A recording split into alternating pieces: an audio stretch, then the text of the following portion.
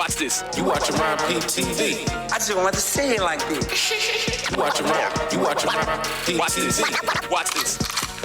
Yes, people. Back in the building. What's up? It's your boy Ron P. First of all, I want to tell y'all thank you for subscribing to this channel. And if you haven't, please make sure you subscribe to this channel. We just reached our 1K goal. Appreciate y'all rocking with me. Y'all give it up for me one time. No, but I appreciate it. I really appreciate it. And I'm gonna be doing a giveaway too, because I just reached 1,000 subscribers. So make sure y'all stay tuned for that. But anyway, we finna jump into an interview that I've been wanting to do for a long time.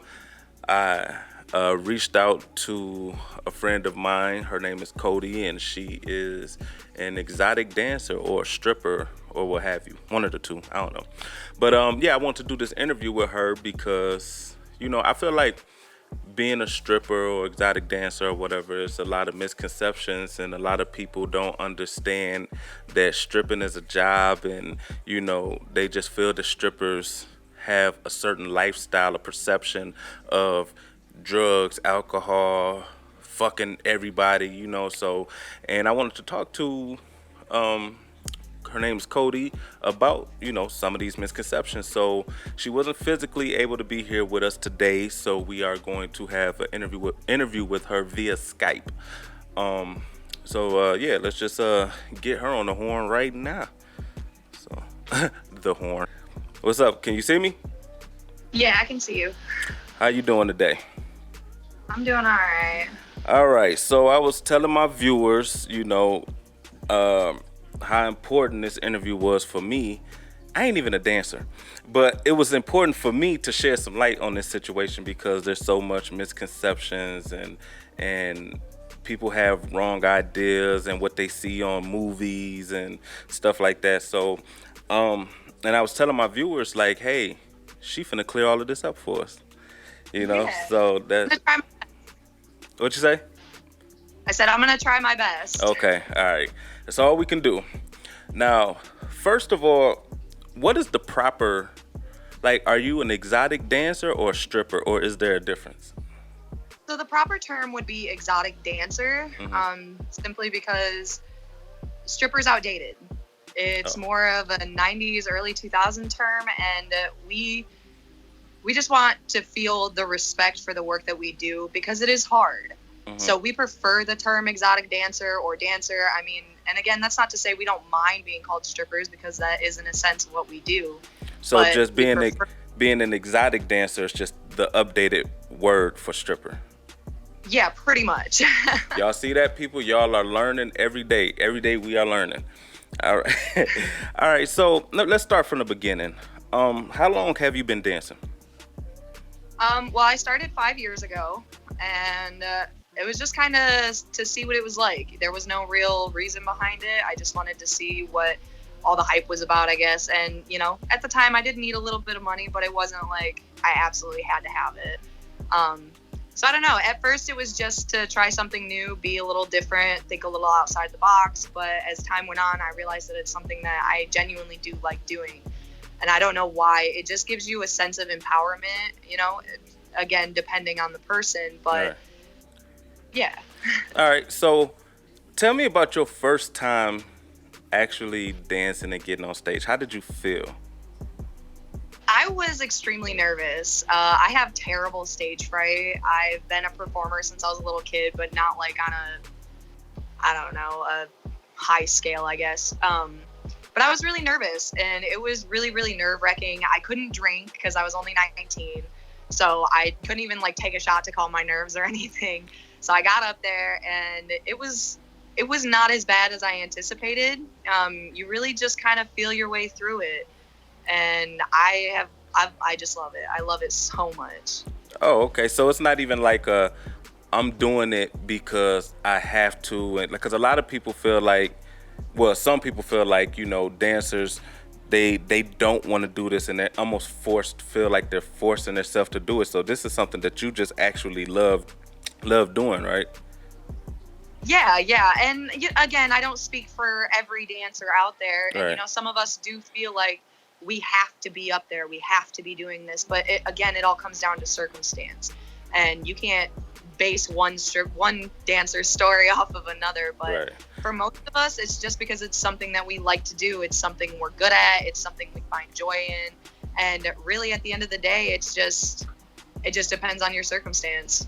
All right. So the first, in the beginning, when you first started, how did your family feel about it, and how did you break the news to them about it? So I kind of was always the black sheep of the family. I'm the only even half gay one out of 9 kids. So for me, it wasn't a big shock to my family, but my mom wasn't too thrilled about it. She didn't like hearing about it. She didn't like seeing the clothes that I would wear for my work. And I mean, she kind of gave me a lot of crap about it. But at the end of the day, she knew that I had to do what I had to do to survive. And at first it was for fun. And then after that, it became, more of a survival type thing, where you just, you know that you're good at it, and it's something that you can do to make cash without having to sell everything, Right. Right. So I don't know. They didn't take, like, my brother was super happy about it. He thought it was awesome. He was like, yeah, go get your money.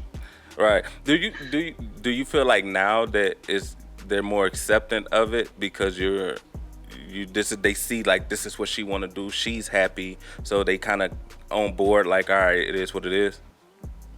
Yeah, it took a while. It took a few years for my mom and some of my more unaccepting family members to come around to the idea of it. But at the end of the day, they knew that it was something that I was committed to. They could see my dedication to being a dancer, and I don't know, after a while they started to support me in ways I didn't really expect, just like moral support more than anything, because I do a lot on my own. Like, I'm very independent. Right. And when they realized that I wasn't going to give it up based off of their opinions, then they kind of had to deal with it, I guess, in a way. So All right. So the controversy of being a dancer, what is some misconceptions that you've personally encountered being a dancer? Like, I think my favorite misconception is that we're prostitutes.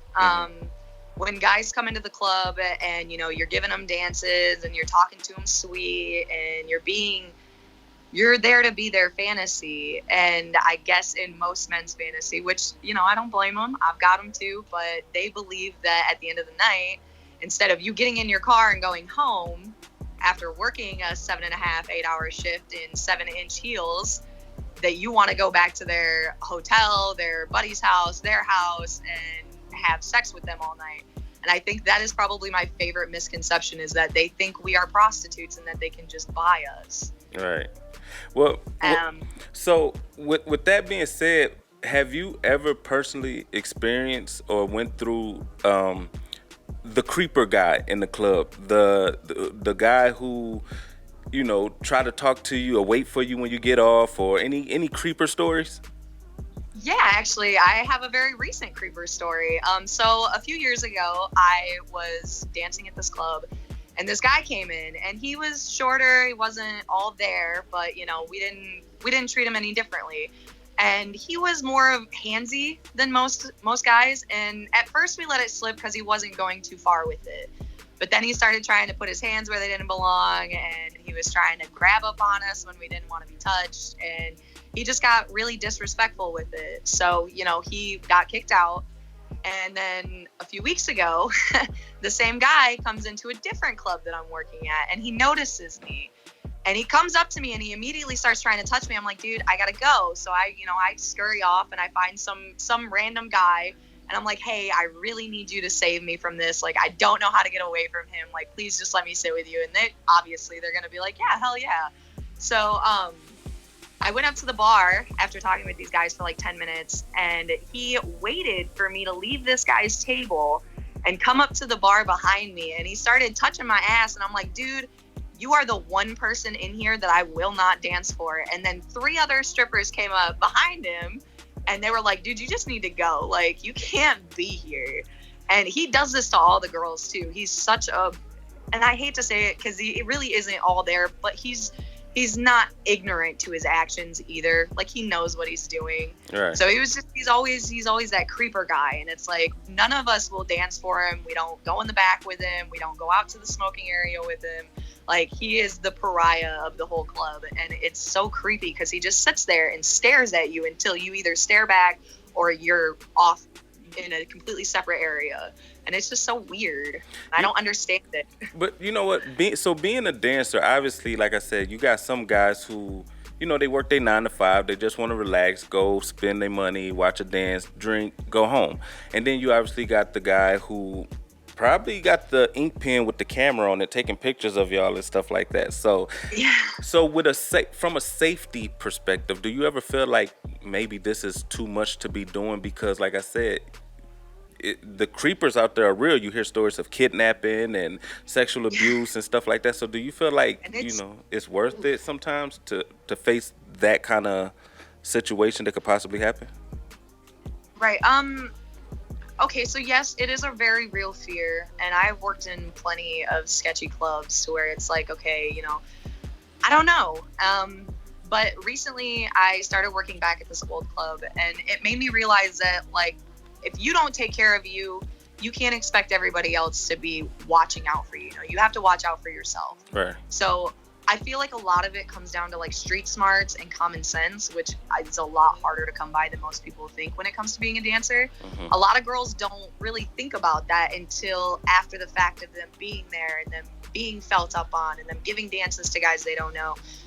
It's terrifying. And that's why I like the club that I work at. We have cameras everywhere. You're not allowed to have your phone out on the floor, And again, not every club is like that.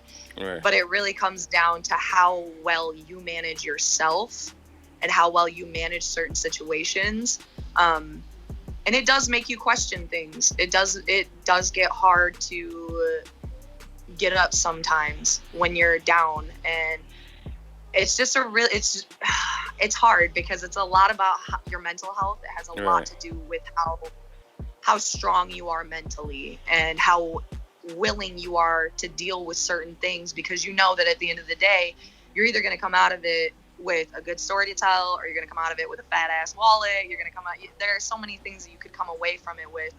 And for me personally, I like the rush of not knowing. And I know that might sound a little naive to say, but I grew up in the streets. I didn't grow up in one solid place. Like, I had a place I grew up in for 6 years, but before that I had lived in like 12 different houses.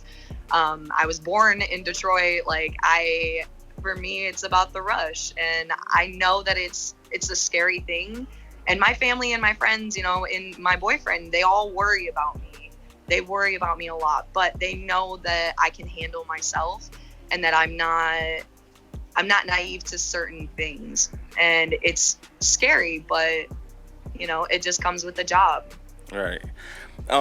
So you say you have a boyfriend. Speaking of boyfriend, that's actually where I was leading up to next or whatever. So that's another big thing in the entertainment business, as far as like, you can't have a boyfriend and be a dancer, or why would you want to date a stripper, So a little backstory, if you don't mind. Like, so how did y'all meet? Did y'all meet in the club?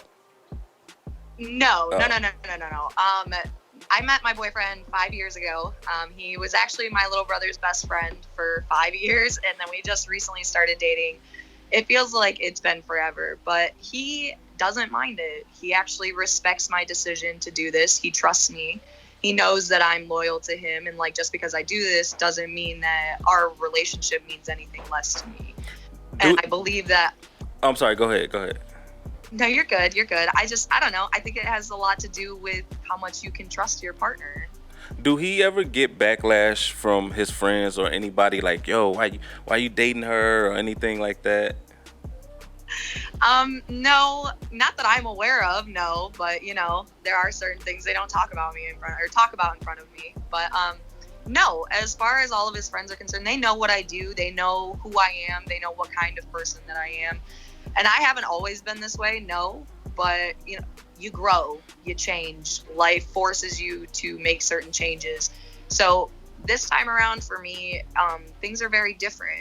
And I did have a boyfriend the first time I started stripping, and he was not supportive at all. He was very, very protective, I'll say. Did it cause some insecurities? Yes, absolutely. He genuinely believed that I was doing things that were not so kosher, I guess, behind the scenes, which was not true. And no matter what I said, it didn't matter to him. Right. He didn't care. He had this set thought in his mind, and it's like he fed off of that more than anything until, I felt like I needed to quit what I love to make him happy. And that was should have been a stepping stone for me to realize that the relationship wasn't going to work out because he didn't trust me. Right. But at the same time, it breeds a lot of mistrust. It breeds a lot of insecurities, and there's nothing wrong with that. People are going to feel how they feel, and you can't fault them for that. All you can do is come to an understanding. And if it doesn't work out, I believe it is in the best interest of both parties to just let it go. Because if she doesn't want to stop stripping, but he doesn't want her to be a stripper, I think at the end of the day, it just comes down to what really matters to you. And for me, I know that when it comes to me and my boyfriend's relationship, he trusts me enough to know that at the end of the day, I'm coming home to him. I'm sleeping in his bed. I'm kissing up on him. I'm loving up on him. What I do at the club is purely dancer related. Like, yes, I flirt, and yes, I make up stories, and yes, I do all this and that, but that's not the real me. Who I am in there is completely separate to who I am out in the real world, per se. And I don't know, it was a little scary to tell him about it, but when I did, and he was nothing but supportive, and he was just there for me about it. He didn't judge me about it. He didn't try to make me feel like less of a person because of it. So I mean, it really just depends on your partner, and I understand that you can't fault people for having basic human feelings. Right. But again, it just comes down to what you're willing to put up with to be with another person, and how much you trust them, and how much you respect them. Definitely. And that's it for me.